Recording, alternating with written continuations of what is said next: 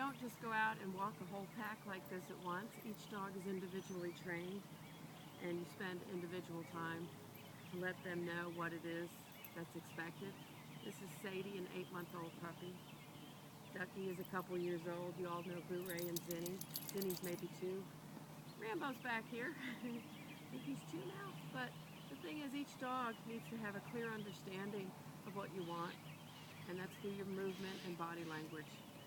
I wish you all the best on raising a great dog, but when in doubt, get help, learn what dogs need. The minute, I got a bug in my eye. The minute your dog is showing signs of behavior that you think might be inappropriate, get help. Don't just sit there and manage your dog that has possible aggression towards other dogs or people or biting. Don't assume they're protecting you. It's not their job to protect you unless they've been trained to do protective service work. Your dog is looking to you for clear communication and to keep them safe, and that is what makes a great family dog, is people that understand to not let their dogs run in and out of the house, and to keep good thresholds.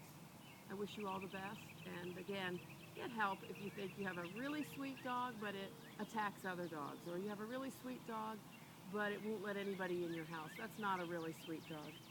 This is a great pack of dogs. Large or small, train them all.